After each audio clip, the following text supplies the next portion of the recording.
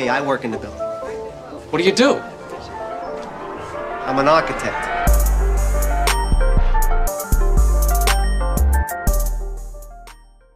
It's the architect. I got a good amount of respect for James Degale. I like watching James Degale fight. He doesn't seem to do, and I know other people said this, but it's you know, kind of a true thing. He doesn't seem to be excellent at any one thing, but he seems to be really good at a lot of things. And he's an intelligent fighter, you know. So I like to watch him fight. I like to see how he you know, manages to switch styles up in between fights, and you know, tend to frustrate his guys that he's fighting against, and use a little bit of his speed, a little bit of his toughness, boxing ability to pull out these fights. Now, James Degale, and this is another thing I respect about him. You know, the good thing about James Degale, you know, in a way, is James Degale already has a loss on his record, which means, you know, he's more, well, it doesn't necessarily always mean it, because you could say about Canelo, he has one loss, and then, you know, he's not, you know, taking on the biggest challenges now anymore. You know, that's a whole nother story for another thing.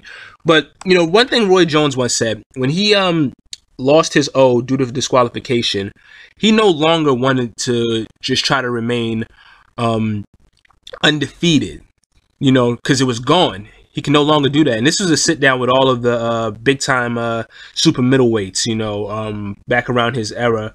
And he said, you know, his next thing was he had to pick on different challenges, and he had to challenge himself from this point forward. That's the good thing about James Degale having one loss.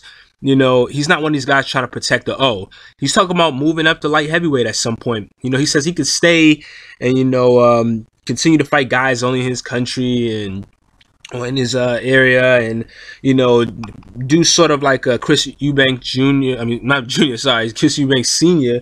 You know, who's, you know, one of you know, I'm gonna be honest, man. Chris Eubanks is one of my favorite fighters to actually watch. You know, that's a whole nother story. I may get into that another day. I'm not saying he's in my top 10 fighters or anything like that, but I like to watch. I like his style and stuff about how he approaches the fight game.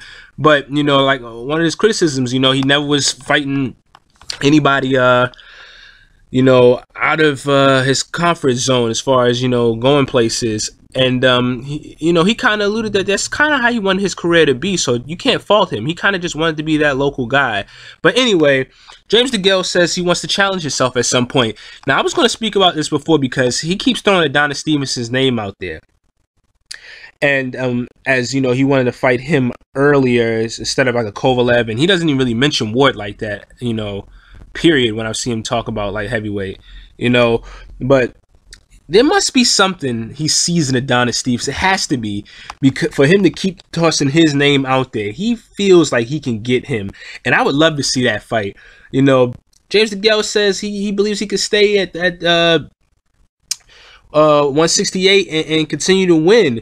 You know, and you know, he feels like, you know, people aren't doubting him anymore, and he would like to, you know, for people to kind of doubt him again, and he win these fights, and that's trying to be great. You know, when we talk about these fighters, that's, you know, a guy trying to be great, trying to test himself, trying to go into unknown territories. And look at, man, James Degale, when you look at him, Degale, he doesn't strike you as a guy who's, you know, very big. He looks more 160 going towards 160. I mean, sorry, 168 going towards 160 than he is 168 going towards 170. He's a slight guy, you know. He doesn't look, you know, very intimidating in frame, you know, and that doesn't mean everything, you know, as far as when it comes to boxing. I definitely know that, so I'm not saying that, but I'm just saying he looks like he can comfortably stay at 168 for a while. But if he's going to go up and challenge himself, you got to respect it. You got to love it. And these are the type of guys, you know, I love to watch and follow a little bit, man. Guys who are trying to give us something. And, yeah, you know, if he, wins at the end of this month and moves on, you know, maybe he collects all the titles at 168 and then goes light heavyweight, or he just jumps up there at some point, man. You know, I'm looking forward to it. I hope he gets a chance to test himself, and I think he has some good abilities. Let's see what happens in the future. I'm out.